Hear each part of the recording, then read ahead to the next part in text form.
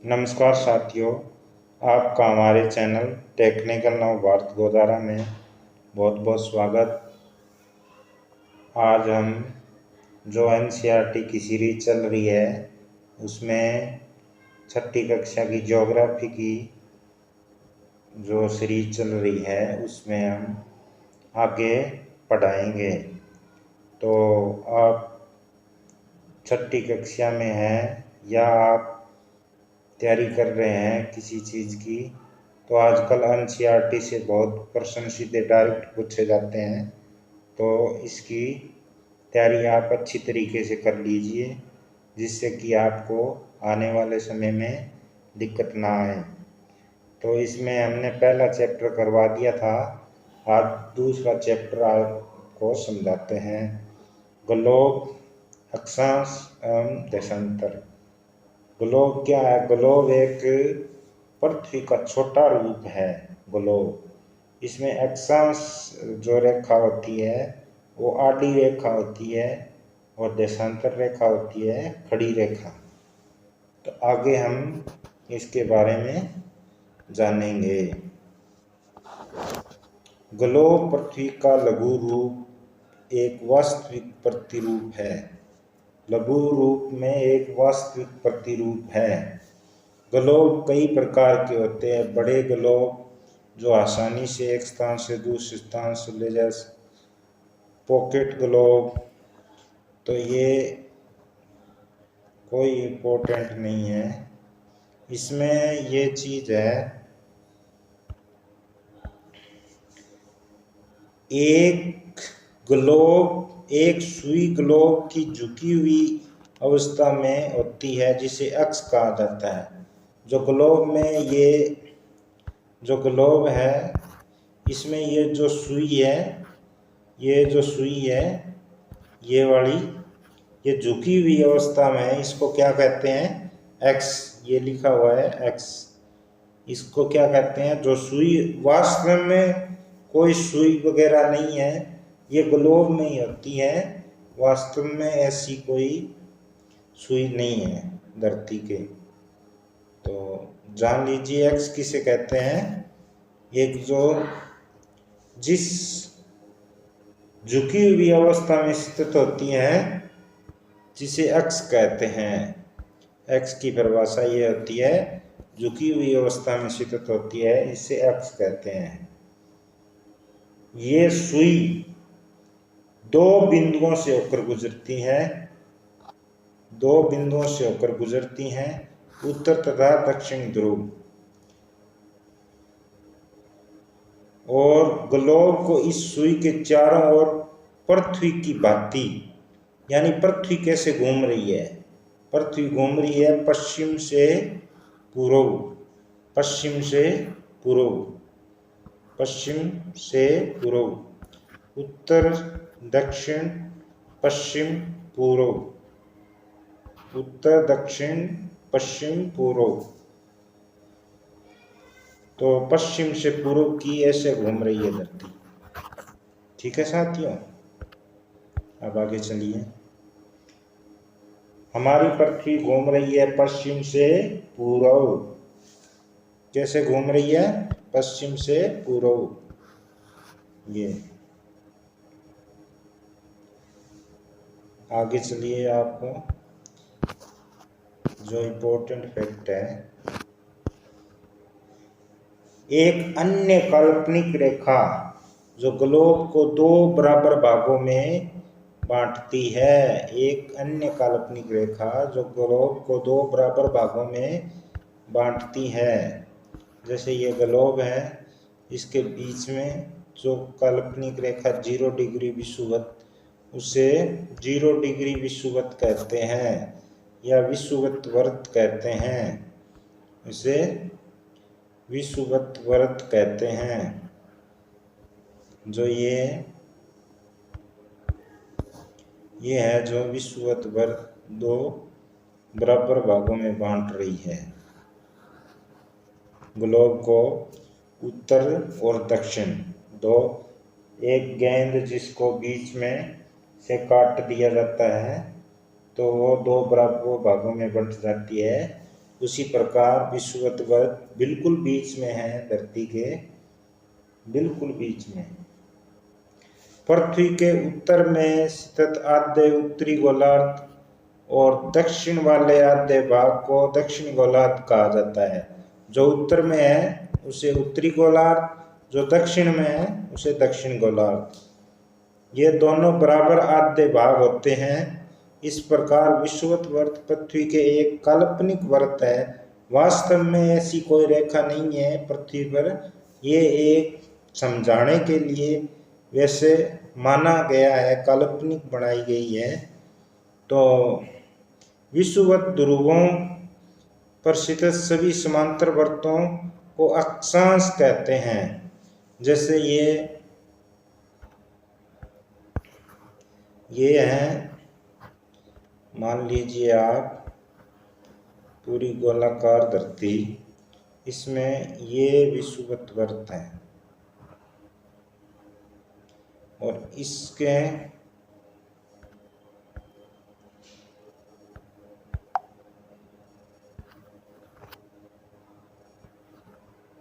इसके समांतर जो रेखाएं होती हैं वो अक्षांश कहलाती है। अक्षांश, ठीक है साथियों, आगे चलिए। और इसके लंबवत जो रेखाएं होती हैं वो देशांतर कहलाती हैं।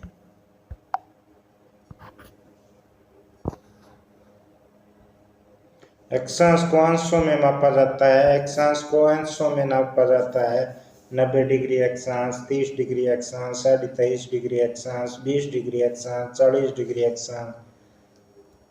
तो इसको विषुवत शून्य अंश को दर्शाती है, क्योंकि विषुवत वर्त के दोनों तरफ ध्रुवों के बीच की दूरी चारों ओर से वर्त के 1/4 है तथा 360 डिग्री अंश का 1/4 90 डिग्री अंश जो विषुवत वर्त होता है। इसके जो ये विषुवत वर्त है इसके दोनों तरफ उत्तर दक्षिण 2 ध्रुव होते हैं, उत्तरी ध्रुव और दक्षिणी ध्रुव 90 डिग्री अक्षांश पे।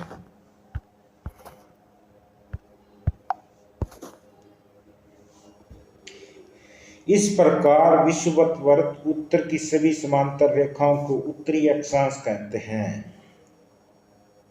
जो उत्तर की सभी समांतर रेखा होती हैं उसे उत्तरी अक्षांश कहा जाता है। विषुवत वर्त के दक्षिण में स्थित सभी समांतर रेखाओं को दक्षिणी अक्षांश कहते हैं। क्या आप जानते हैं, अपने स्थान से ध्रुव तारे का कोण मापकर आप अपने स्थान का अक्षांश जान सकते हैं।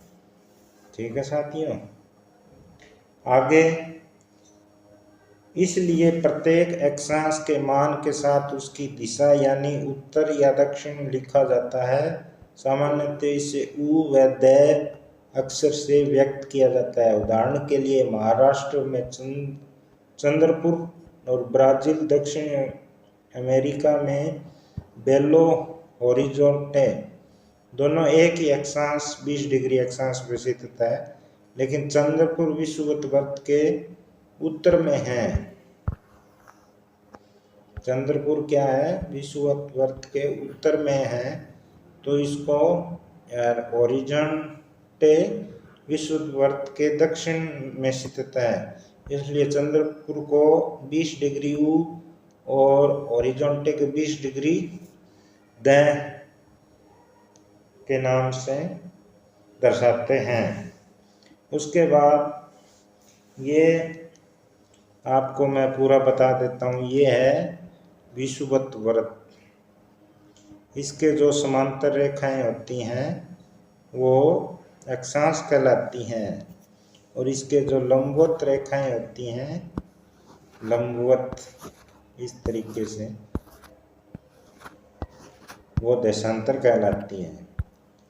अब ये विषुवत वर्त है, इसमें 23.5 डिग्री उत्तरी अक्षांश पे 23.5 डिग्री उत्तरी अक्षांश पे क्या है, कर्क रेखा, और 23.5 डिग्री दक्षिणी अक्षांश पे है मकर रेखा। उसके बाद 66.5 डिग्री पे उत्तर ध्रुव व्रत और 66.5 डिग्री दक्षिण में दक्षिण ध्रुव व्रत।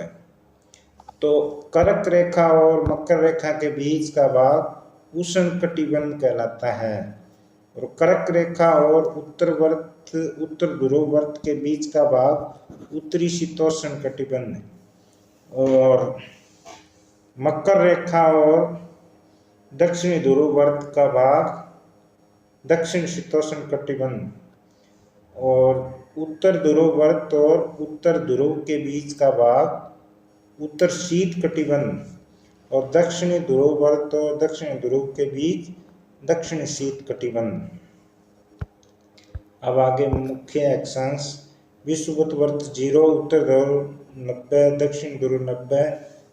इसके बाद पृथ्वी के ताप कटिबंध मैंने आपको बता ही दिया। कर्क रेखा और मकर रेखा के बीच सभी अक्षांशों सूर्य वर्ष में एक बार दोपहर के सिर के ऊपर होता है, इसलिए इस क्षेत्र में सबसे अधिक ऊष्मा प्राप्त होती है, उष्ण कटिबंध कहलाता है। कर्क रेखा और मकर रेखा के बाद किसी भी अक्षांश पे सूर्य कभी भी सिर के ऊपर नहीं होता, ध्रुव की तरफ सूर्य की किरणें तिरछी होती है। इस प्रकार उत्तरी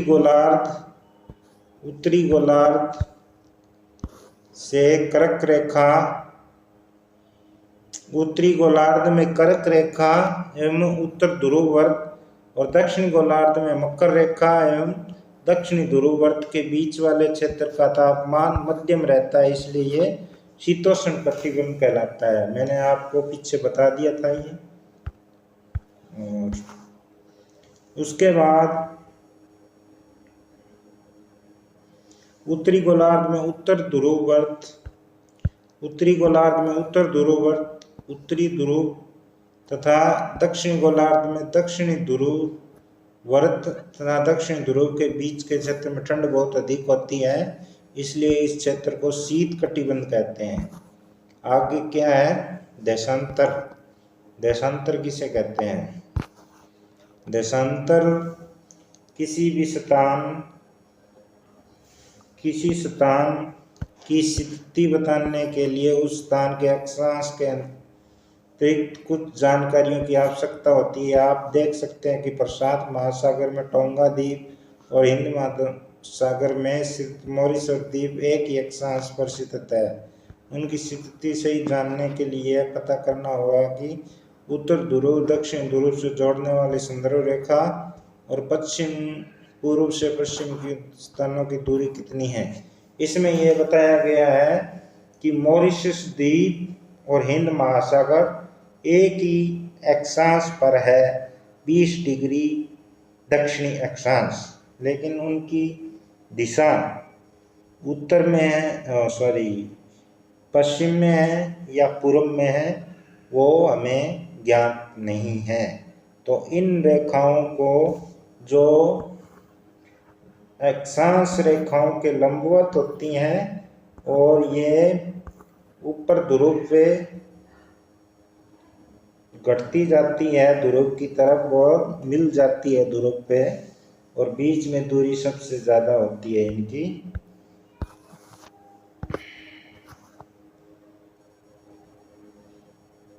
इन रेखाओं को देशांतरीय यामोत्तर कहते हैं। देशांतरीय यामोत्तर जो रेखाएं होती है ऊपर से नीचे की, इन रेखाओं को देशांतरीय यामोत्तर कहते हैं। उनके बीच की दूरी देशांतरों के अंशों में मापा जाता है। प्रत्येक अंश मिनट और मिनट को सेकंड में विभाजित किया गया है। ये अर्धवर्त होते हैं जो बीच की दूरी ध्रुवों की तरफ बढ़ने पर घट जाती है और ध्रुवों पर शून्य हो जाती है, जहाँ सभी देशांतरीय यामोत्तर आपस में मिलती है। इसके बाद अक्षांश क्या होती है? समांतर। ये समांतर नहीं होती, ये ये समांतर नहीं होती, ये ऐसे होती है, मिल जाती है ध्रुवों पे। तो एक्शांश समांतर रेखाओं के भिन्न सभी देशांतर यामोत्तर की लंबाई समान होती है।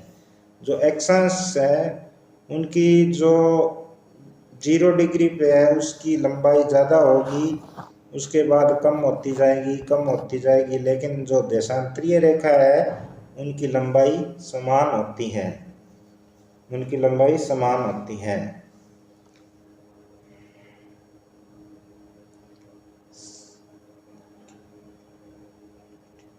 इसलिए ये सिर्फ मुख्य रेखाओं को व्यक्त करना कठिन था, क्योंकि उसमें तो जो सबसे लंबी होती है वो मुख्य विषुवत रेखा होगी, इसमें सभी समान होती हैं, इसलिए इनमें मुख्य रेखा को व्यक्त करना कठिन था।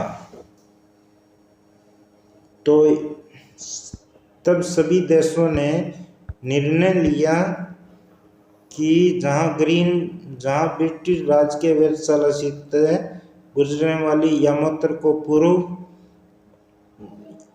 ब्रिटिश राज के वेधशाला स्थित है, ग्रीनविच जहाँ ब्रिटिश राज के वेधशाला स्थित है, गुजरने वाली यामोत्तर से पूर्व तथा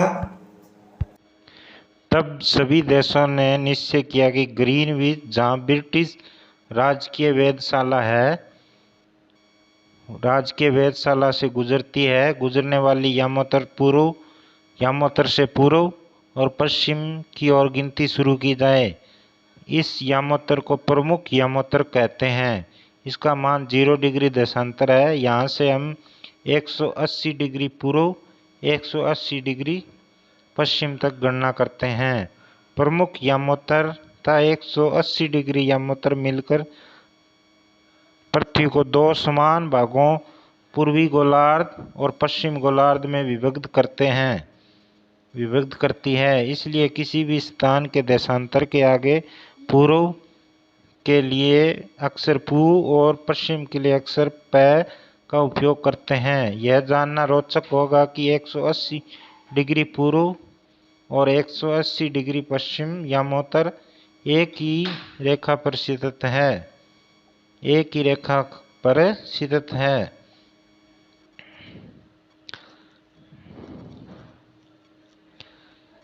ग्लोब में अक्षांश समांतर रेखाओं और देशांतरीय यामोत्तर के द्वारा ग्रिड को देखें। जो ये बनाए गए हैं अक्षांश ये है और ये देशांतर है, इनके ग्रिड को देखें। उदाहरण के लिए असम में धुबरी 26 डिग्री उत्तरी अक्षांश तथा 90 डिग्री पूर्वी देशांतर है। तो ये रेखाएं एक दूसरे को काटती हैं।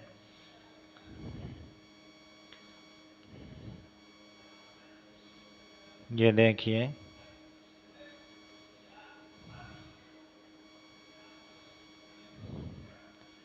समय को नापने का सबसे अच्छा तरीका पृथ्वी, चंद्रमा और ग्रह की गति है। ग्रीनविच स्थित प्रमुख यामोत्तर सूर्य के जिस तरफ आकाश के सबसे ग्रीनविच पर स्थित प्रमुख यामोत्तर पर सूर्य जिस समय आकाश सबसे ऊंचे बिंदु पर होगा, उस समय यामोत्तर को सभी स्थानों पर दोपहर होगी। पृथ्वी पश्चिम से पूर्व की ओर चक्कर लगाती है। अंत ग्रीनविच से पूर्व में उनका समय ग्रीनविच समय से आगे होगा और पश्चिम में उसका समय पीछे होगा।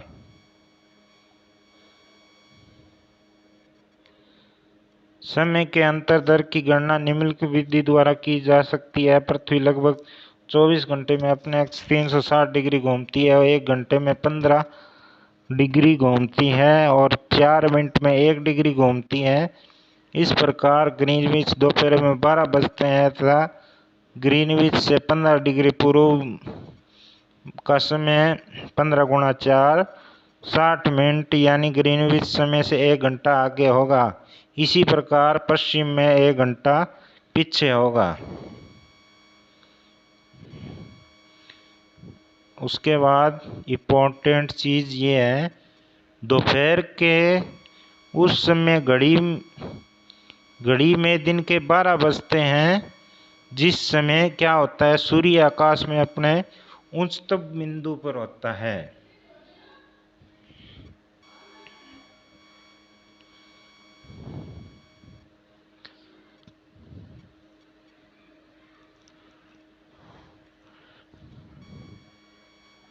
आगे ये भारत में 82.5 डिग्री को मानक यामोत्तर माना गया है। इस यामोत्तर का स्थानीय समय पूरे देश का मानक समय माना जाता है।